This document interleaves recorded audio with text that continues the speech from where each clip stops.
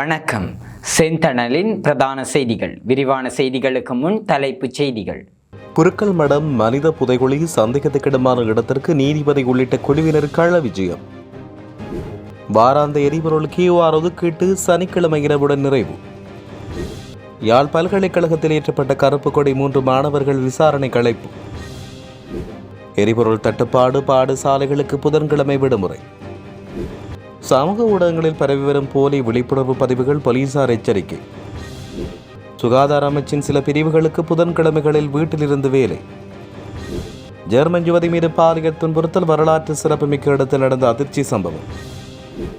யாழில் திருமணமான 2 மாதத்தில் யுவதிக்கு நேர்ந்த துயரம், அதீத வேகத்தால் பறிபோன உயிர்கள். யாழில் இளைஞர் ஒருவர் தவறான முடிவெடுத்து உயிர் மாய்ப்பு. பிற்பகல் 2 மணிக்கு பின்னர் கடும் மின்னல், 10 மாவட்டங்களுக்கு சிவப்பு எச்சரிக்கை. வதந்திகளுக்கு மத்தியில் ஈரான் உச்சத்தலைவரின் புதிய அறிவிப்பு. ஐரிஸ்டேனா கப்பல் மீதான தாக்குதலுக்கு பதிலடி, அமெரிக்காவுக்கு விடுக்கப்பட்டுள்ள எச்சரிக்கை. காபூல் மருத்துவமனை மீதான வான்வழி தாக்குதலில் 400 பேர் பலி. தொடர்பென விரிவான செய்திகள். குருக்கள் மடம் மனித புதைகுழி சந்தேகத்துக்கிடமான இடத்துக்கு இன்று நீதிபதி, சட்டத்திறனிகள் உள்ளிட்ட குழுவினர் விசேட களவிஜயம் ஒன்றினை மேற்கொண்டனர். 1990ஆம் ஆண்டில் புனித கஜ் யாத்திரை முடித்த பின்னர் கல்முனை வழியாக காத்தான்குடிக்கு பயணம் செய்த முஸ்லிம்கள் ஆயுததாரிகளால் இடைமறிக்கப்பட்டு குருக்கள் மடத்தில் வைத்து படுகொலை செய்யப்பட்டு அந்த பகுதியில் புதைக்கப்பட்ட சம்பவம் தொடர்பான வழக்கின்படி இன்று களுவாஞ்சிக்குடி நீதவான் நீதிமன்ற நீதிபதி மற்றும் பாதிக்கப்பட்ட தரப்பின் சார்பில் ஆஜரான சட்டத்தரணி, போலீஸ் நிலைய பொறுப்பதிகாரி உள்ளிட்ட குழுவினர் குருக்கள் மடம் மனித புதைகுழி சந்தேகத்துக்கிடமான இடத்தை நேரடியாக சென்று பார்வையிட்டனர். இந்த குருக்கள் மடம் மனித புதைகுழி சந்தேகத்துக்கிடமான பாதுகாப்பு வலயமாக அடையாளப்படுத்தப்பட்டுள்ளது. இதன்போது குருக்கள் மடம் மனித புதைகுழி 1ஆம் கட்ட அகழ்வுப் பணி மார்ச் மாதம் 30ஆம் தேதி ஆரம்பிக்கப்படவுள்ளதாக சட்டத்தரணி முஃபாரக் மு அஸ்லம் தெரிவித்தார். இந்த புதைகுழி எதிர்வரும் 30ஆம் தேதி அகழ்வாய்வுக்குட்படுத்தப்பட மன்று அறிவித்த நிலையில் இந்த விசேட களவிஜயம் இடம்பெற்றதாக தெரிவிக்கப்பட்டுள்ளது.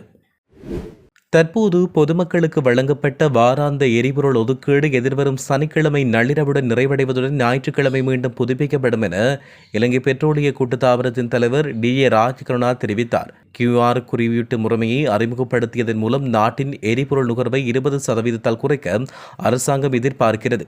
இலங்கையில் தற்போது ஒரு நாளைக்கு சராசரியாக 4800 மெட்ரிக் டன் டீசல் மற்றும் 4045 மெட்ரிக் டன் பெட்ரோல் நுகரப்பட்டு வருவதாக தெரிவிக்கப்பட்டுள்ளது. எரிபொருள் நிரப்பு நிலையங்களில் நிலவும் நீண்ட வரிசைகளை உடனடியாக கட்டுப்படுத்தும் நோக்கில் இந்த QR முறைமை அவசரமாக நடைமுறைப்படுத்தப்பட்டுள்ளது. இலங்கையின் சுதந்திர தினத்தன்று யாழ்ப்பாண பல்கலைக்கழக வளாகத்தில் இலங்கை தேசிய கொடி இறக்கப்பட்டு கருப்பு கொடி ஏற்றப்பட்ட விவகாரம் தொடர்பில் பல்கலைக்கழக மாணவர்கள் 3 பேரை யாழ்ப்பாண மாவட்ட குற்றத்தடுப்பு பிரிவு போலீஸ் அலுவலகத்தில் விசாரணைக்கு ஆஜராகுமாறு அழைப்பு விடுக்கப்பட்டுள்ளது. யாழ்ப்பாண பல்கலைக்கழக மாணவர் ஒன்றிய தலைவர், கலைப்பீட மாணவர் ஒன்றிய தலைவர் உள்ளிட்ட 3 மாணவர்களிடம் வாக்குமூலம் சேகரிப்பதற்காக யாழ்ப்பாண மாவட்ட குற்றத்தடுப்பு பிரிவு போலீசாரால் பல்கலைக்கழக பதிவாளர் எழுத்து மூலம் அழைப்பு விடுத்துள்ளார். கடந்த பிப்ரவரி 4ஆம் தேதி இலங்கை சுதந்திர தினத்தன்று யாழ்ப்பாண பல்கலைக்கழக வளாகத்தில் ஏற்றப்பட்ட தேசிய கொடியை மாணவர்கள் சிலர் கீழே இறக்கி அதற்கு பதிலாக கருப்பு கொடியை பறக்கவிட்டு தமது எதிர்ப்பை தெரிவித்திருந்தனர். தற்போது நிலவும் எரிபொருள் விநியோக பிரச்சினையை கருத்தில் கொண்டு அனைத்து அரசு பாடசாலைகளுக்கும் ஒவ்வொரு புதன்கிழமையும் விடுமுறை வழங்க தீர்மானிக்கப்பட்டுள்ளதாக கல்வி அமைச்சின் செயலாளர் நாளுக்கு கல்விவா தெரிவித்தார். நேற்றைய தினம் அரசு ஊழியர்களுக்கு ஒவ்வொரு புதன்கிழமையும் விடுமுறை வழங்க அரசாங்கம் தீர்மானித்ததன் பின்னணியில் இந்த முடிவு எடுக்கப்பட்டுள்ளது. தற்போது எழுந்துள்ள சவால்களுக்கு மத்தியில் எரிசக்தி முகாமைத்துவத்தை பேணி நாட்டின் பொருளாதார செயல்முறை மற்றும் அத்தியாவசிய சேவைகளை தடையின்றி முன்னெடுப்பதற்கான திட்டங்கள் செயற்படுத்தப்படுவதாக ஜனாதிபதி அனுரகுமார திசாநாயக்க தெரிவித்துள்ளார். இலங்கை போலீஸ் திணைக்களத்தின் விழிப்புணர்வு என்ற தலைப்பின் கீழ் பொதுமக்களுக்கு வழிகாட்டுதல் வழங்குவதாக கூறி சமூக ஊடகங்களில் பரவிவரும் போலி பதிவுகள் குறித்து இலங்கை போலீஸ் பொதுமக்களை எச்சரித்துள்ளது. அனைத்து அதிகாரப்பூர்வ விழிப்புணர்வு செய்திகளும் போலீஸ் திணைக்களத்தின் அதிகாரப்பூர்வ ஊடக வெளியீடுகளாக உரிய கடித தலைப்பின் கீழ் போலீஸ் ஊடக பிரிவு மூலமாக மட்டுமே வெளியிடப்படுவதாக தெளிவுபடுத்தியுள்ளனர். போலீசாரால் வெளியிடப்படாததாக தவறாக கூறி தனிநபர்களோ அல்லது குழுக்களோ பதிவுகளை பரப்பினால் அது ஒரு திட்டமிட்ட நடவடிக்கையின் பகுதியா என்பதை விசாரிக்க நடவடிக்கை எடுக்கப்படும் என்று போலீசார் தெரிவித்தனர். அத்தகைய பதிவுகளின் உள்ளடக்கம் குறித்து பொதுமக்கள் எச்சரிக்கையுடன் இருக்க வேண்டும் என்று கேட்டுக் கொள்ளப்பட்டுள்ளனர். மேலும் துல்லியமான தகவல்களுக்கு அதிகாரப்பூர்வமான வழிகளை மட்டுமே நம்ப வேண்டும் என்றும் போலீசார் இதன்போது கருத்து வெளியிட்டுள்ளதாக தெரிவிக்கப்பட்டுள்ளது.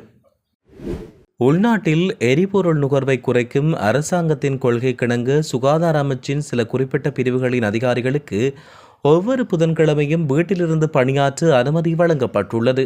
சுகாதாரம் மற்றும் ஊடக அமைச்சின் செயலாளர் விசேட வைத்திய நிபுணர் அனில் ஜாசிங் இது தொடர்பான உத்தியபூர்வ அறிவிப்பை வெளியிட்டார்.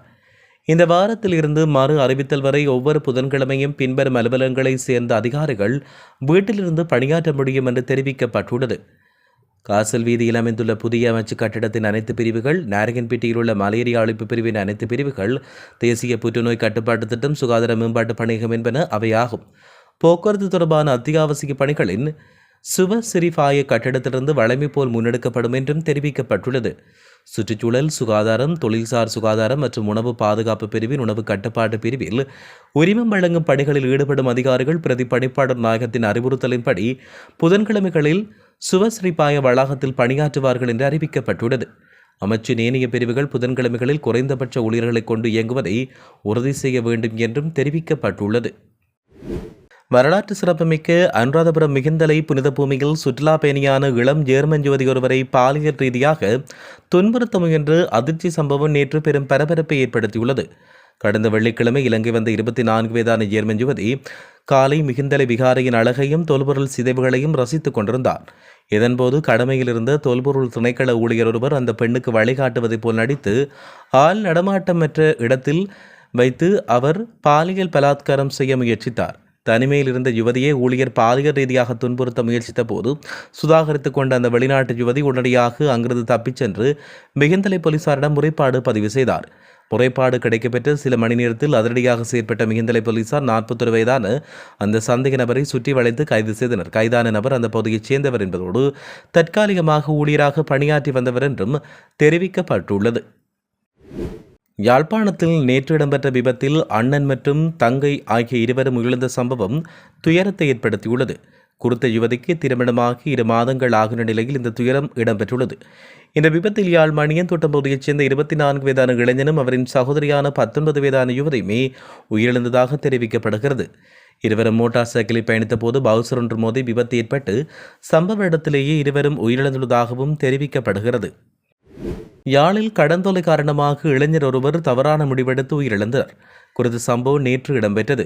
இவ்வாறு இழந்தவரின் சடலம் யாழ்ப்பாண போதனா வைத்தியசாலைக்கு கொண்டு செல்லப்பட்டுள்ளது. பட்டின சபை வீதி சங்கானை பகுதியைச் சேர்ந்த 22 வயதான இளைஞனை இவ்வாறு உயிரிழந்துள்ளதாக தெரிவிக்கப்பட்டுள்ளது. மேற்கு சப்ரகமுவ மாகாணங்களிலும் கண்டி, நுவரெலியா, மொனராகலை, காலி, மாத்தறை மாவட்டங்களிலும் கடுமையான மின்னலுக்கான வாய்ப்புள்ளதாக வளிமண்டலவிய திணைக்களம் அறிவித்துள்ளது. இன்று விடுக்கப்பட்ட எச்சரிக்கையானது இரவு 11 மணி வரை அமலில் இருக்கும் என்று அறிவிக்கப்பட்டுள்ளது. அதன்படி பிற்பகல் 2 மணிக்கு பின்னர் மேற்கு சப்ரகமுவ மாகாணங்களிலும் கண்டி, நுவரெலியா, மொனராகலை, காலி, மாத்தறை மாவட்டங்களில் சில இடங்களில் மின்னல் இடியுடன் கூடிய மழை பெய்ய வாய்ப்புள்ளது. 10 மாவட்டங்களுக்கு சிவப்பு எச்சரிக்கையும் 7 மாவட்டங்களுக்கு ஓரேஞ்ச் எச்சரிக்கையும் விடுக்கப்பட்டுள்ளது. இடியுடன் கூடிய மழை பெய்யும் போது குறிப்பிட்ட சில பகுதிகளில் தற்காலிக பலத்த காற்று வீசக்கூடும் என்றும் தெரிவிக்கப்பட்டுள்ளது. இனி சர்வதேச செய்திகள்.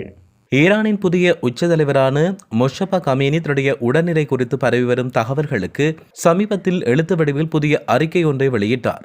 அதில் அவரின் தந்தையான அலி கமேனி முன்னர் நியமித்த அனைத்து அரசு அதிகாரிகளும் தங்களது பதவிகளை தொடர வேண்டும் என்றும் பணிகளை வழக்கம் போல் மேற்கொள்ள வேண்டும் என்றும் அறிவுறுத்தப்பட்டுள்ளது. அத்துடன் மொஷபா முன்னாள் புரட்சிகர காவல்படை தலைவரான மெசன் ரெஜாவை இராணுவ ஆலோசகராக நியமித்துள்ளார். இந்நிலையில் புதிய உச்ச தலைவராக மொஷபா கமேனி நியமிக்கப்பட்டமைக்கு பின்னர் அவர் நேரடியாக காணொலியில் தோன்றாமல் மீண்டும் அறிக்கை வெளியிட்டமை சந்தேகங்களை மேலும் உறுதிப்படுத்தியுள்ளதாக தெரிவிக்கப்பட்டுள்ளது.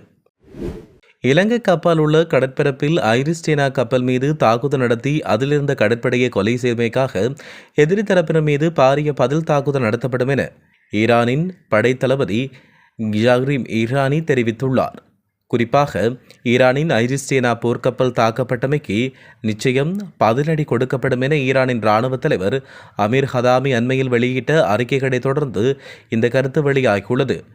கடந்த மார்ச் 4ஆம் தேதி இந்திய கடற்படையுடன் கூட்டு பயிற்சியில் ஈடுபட்டுவிட்டு ஈரான் நோக்கி திரும்பிக் கொண்டிருந்த ஐரிஸ்டேனா என்ற ஈரானிய கடற்படை கப்பல் இலங்கை காலிக்கு அண்மையில் உள்ள சர்வதேச கடல் பகுதியில் அமெரிக்க நீர்மூழ்கி கப்பல் நடத்திய டோர்பிடோ தாக்குதலில் மூழ்கடிக்கப்பட்டது. இந்த தாக்குதலில் குறைந்தது 87 ஈரானிய மாலுமிகள் உயிரிழந்ததோடு 32 பேர் மீட்கப்பட்ட நிலையில் மேலும் பலர் காணாமல் போயுள்ளதாகவும் தெரிவிக்கப்பட்டுள்ளது.